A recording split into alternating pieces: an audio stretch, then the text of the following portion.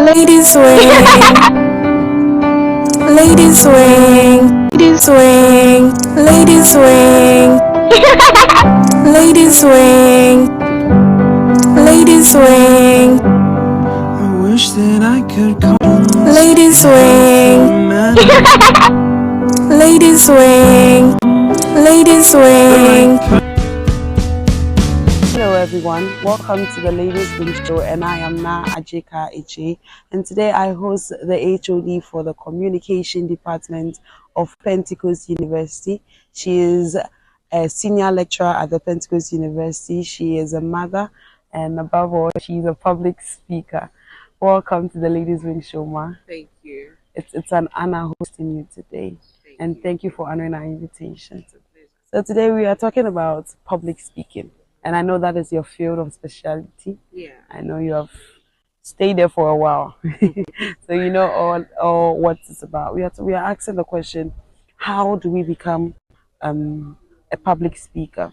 But first of all, let's go into who is a public speaker, or what is public speaking necessarily about? Okay, so let's start with what public speaking is, and then eventually we get to who a public speaker is. So public speaking, the act of, so that's the masses standing in front of people and then giving them address that is understandable. So basically, in communication, we have the communication model, and so if you are a public speaker, you should be able to send messages that people will understand.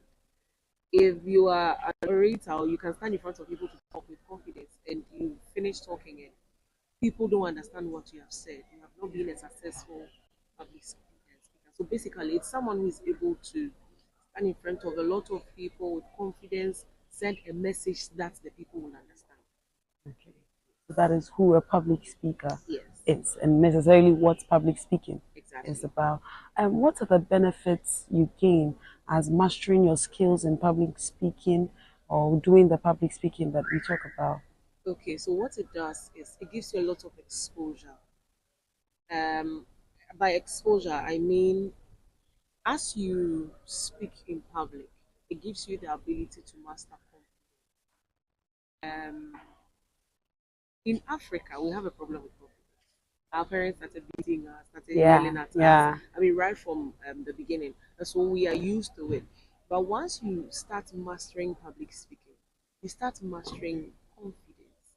And so even if it's one on one, sometimes it's easier to talk to a group of little children than to talk to one big person. Yes, very true. Yes. So you can master the act of public speaking, and it gives you the ability to speak to the so-called big people that we may be afraid of. Yeah. So one of the major benefits is it gives you the kind of exposure that will help you gain confidence. And then two, you have a lot of wisdom, a lot of knowledge. It stays in your head until someone hears it. Yes. So once people start hearing what you have, what happens is that you're selling your value. You are letting them know what you have. And then the people who have what it takes to buy the value you have now contact you. Yeah. Can you imagine if you have lots of beautiful clothes and they're in your house and you're complaining no one is buying, but you're not telling anyone you sell clothes? So what public speaking does is it puts you out there and it makes people hear what you have, then the wisdom you have. Then those who have what it takes to buy your value now comes to give you in exchange for what you have. So that's one of the things. It gives you exposure, and then it exposes your gifts to other people as well. Initially, when I started, I said that you are a specialist in this kind of thing, and you are even proving to me. Well, I teach public speaking, so I have to be a public speaker to teach. Yes, that's amazing. But now let's personalize the benefits. Okay. So this time we made it general, but like, how has public speaking been beneficial to you? Okay, so I think that for me, it's made me read a lot and learn a lot. I remember there was a day I had to give an address to a group of students. It was just 15 minutes. I told myself I'm not going to waste 15 minutes. I had to read and learn a lot so that even if I'm spending just 5 minutes with people, I want to be sure by the time I'm done with them, they would have heard something that would transform their lives, change their lives, or get to know me more. So one of the things that public speaking does is it forces you to learn because you can't just stand in front of people and give them anything, just say anything and go away. You must study. So it gives you ability. Something I want to know more. I want to read more. This is not how I've been all the while until I had the opportunity to now stand in front of people and talk. And in my mind, even if it's I must make the most out of it. Yes. Yeah. So it gives you that ability to learn more. For me, that's what it's done for me. I'm learning math, I'm learning all kinds of things. Let me just give you an instance. So a couple of weeks back, and I kind of saw two sons. Yeah. Yes, I was seeing one that was a little dull and one that was very bright. I told myself in the next minute I'll be in front of my students or in front of a group of people, and that would just help me in a scenario. So I quickly started Googling and I realized that indeed there is something as astronauts have come together to bring up. There's a whole research that CNN has published, and I didn't know. Oh. So it took me that ability to go out there to find out what I had seen in the sky, to know Yeah. what was going on. So one of the things that public speaking does for me is that continuous learning. And one other thing about public speaking is the more you do, the better you become.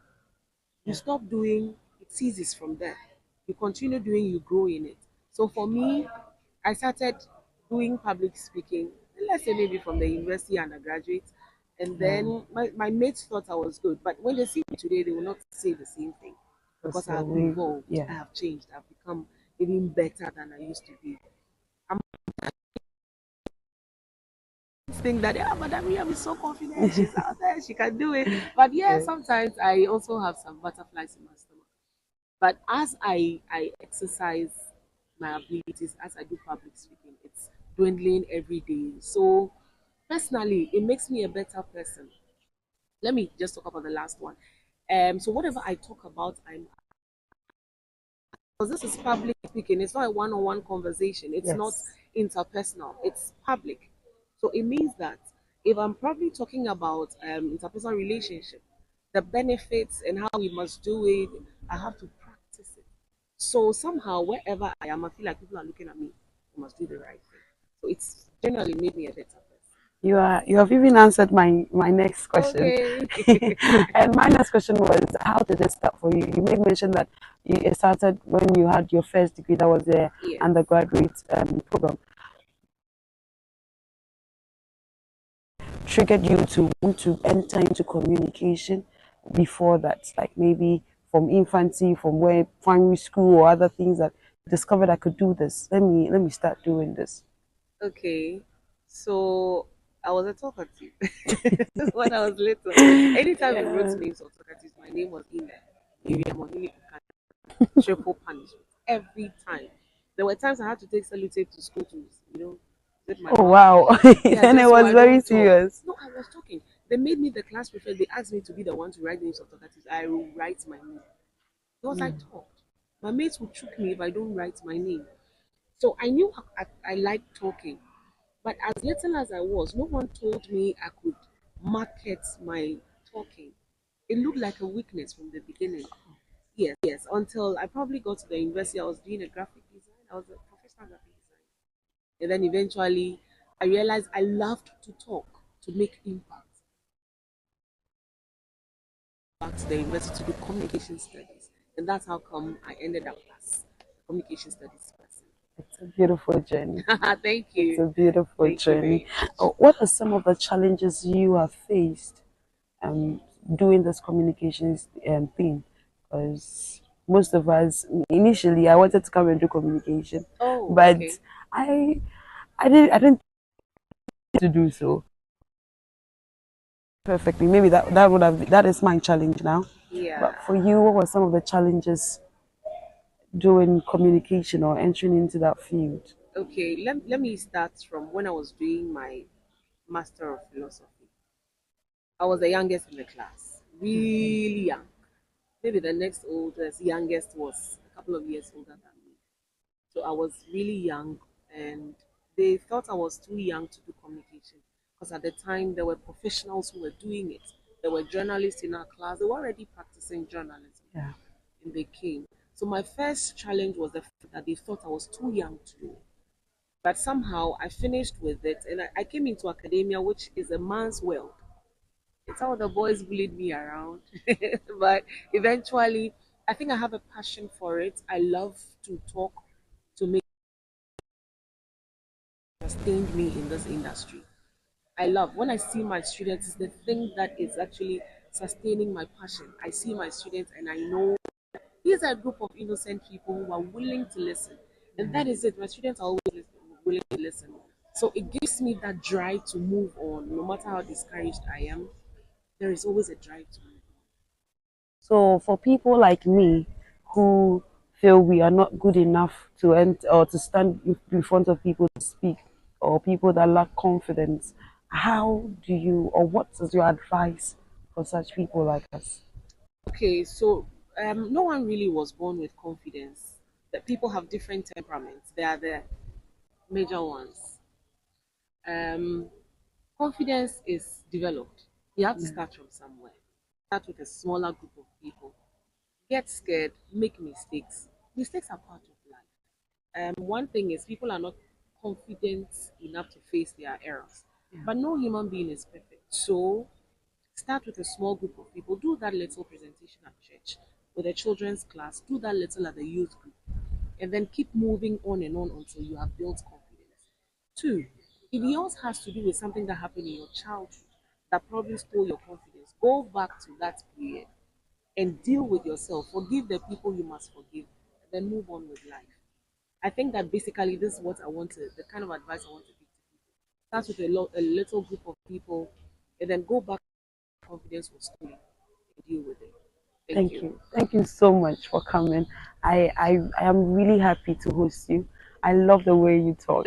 I Thank must say the you. first day I saw you, I told my friend that she's because you look so beautiful, so Thank young, you. very eloquent, and people don't know you're a mother. I'm a mother of four. That's amazing. I pray when I go I become like you. Oh, So thank you for joining us.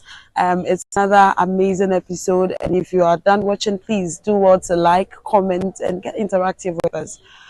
It's Copy Confidence on all social media platforms. Thank you.